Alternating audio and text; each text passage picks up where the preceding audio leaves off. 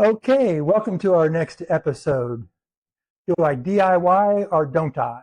I'm going to probably surprise you a little bit. I'm a professional remodeler and I'd love for you to hire our company, but also I want to encourage you to maybe do some DIY as well.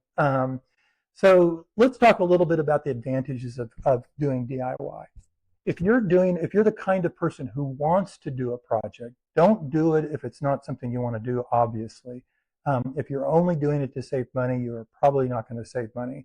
But if you're somebody who wants to get your hands dirty and do some of that, maybe you've got a little skill already, you like working with tools, then doing some DIY is great. I'm going to talk to you about a few different ways to do that. But first of all, I just want to give you a sense that, number one, uh, everybody laughs at this, but it's so true. There's 1,000 YouTubes on how to do everything. And it really can provide some very good guidance. Don't get me wrong, some of it's going to provide some really bad guidance.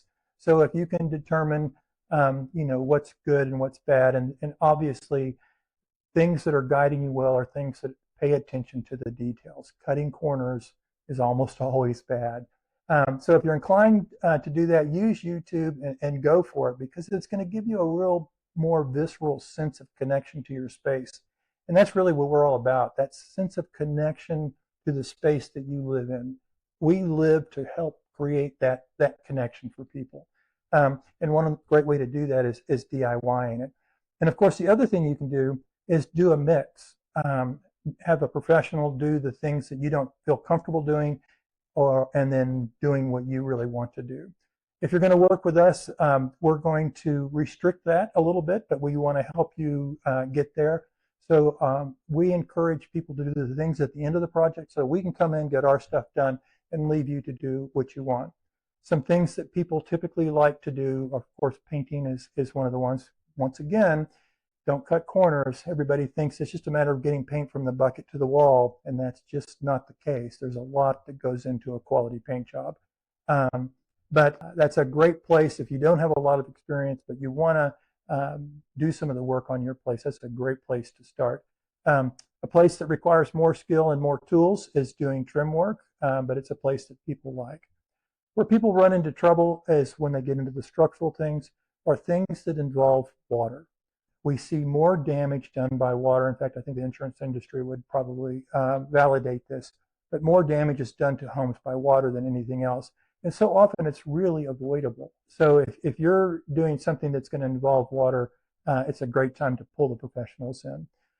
There's a lot of other reasons to pull professionals in. For most people, lots of times it's because they really don't want to work with their hands and do that kind of stuff, and that's great. That's why we're here. But there's an awful lot to doing a remodeling project, and it starts at the beginning. Getting the design right. You have a really good sense of what you want, and you may think that you can do that really well, but there's so much detail. Conceptualizing the way you're going to lay out the space is important. Using a professional is really important for that, but most people think that's the design, and that is the most simple, basic beginning of a design. There's a lot that goes into design beyond that. So one of the places we encourage you to use a professional is in the design. And remodeling design is more than just drawing the space. It's also identifying the materials and estimating the project. And this is where you really get into the details. This is where you need to know what exactly has to be done so that you know what your costs are going to be. And then also building that schedule. So lots of times DIYers will just kind of go at it with no schedule, and they get themselves into trouble. The spouse gets really angry because the project's taking 10 times longer than you might have thought it would. And this is part of what professionals do. We do this all day, every day. We've done it for 32 years. So we're going to bring an awful lot of experience to every aspect of your remodeling project, starting with the design, going through the estimating, into the schedule, and into running your project and having the skill to get the project done in a way that's not going to cost you down the line. And if you're somebody who wants to integrate some DIY in there, great, we're going to help you with that as well. YouTube is there for you, but we're also there for you. So if you want us to finish early and you're going to run some of your own trim or do your own paint, we'll help guide you through that. So there's a term in our industry called chucking a truck. because the fact is in Texas, you have to have a license to sell a house, but you don't have to have a license to build a house or remodel a house. So somebody with a pickup truck and a hammer can call themselves a contractor. And we see that an awful lot. Our industry has a terrible reputation because of this. It's tempting to hire that guy that's going to work for a little less than most people's wages, but it's going to get you into trouble. Not only are you going to get a job that's not professionally done and it's not durable, but the city may come asking for inspections, and you're into it, and things will have to be undone. There's codes. Codes are a minimum set of standards. They basically exist for safety. You generally want to exceed code, but if you've got somebody who doesn't really know what they're doing, they're going to have a hard time hitting code because they don't even know what they are. Okay, so now you're trying to decide. Are you going to do it yourself? Are you going to hire a professional? Are you going to do a hybrid? You got a lot to decide.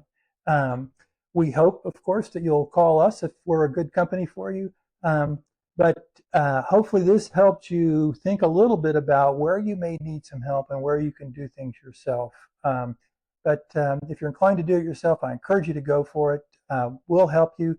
One of the things I want everybody to know is even if we're not working with you, even if you're working with another contractor or doing it yourself, if you've got a question that we can answer over the phone in a 10 or 15-minute phone call, we're happy to do that. Part of our mission in life is to help improve the building stock of Bryan College Station, and that's just one way we can do it. Anyway, thanks for listening.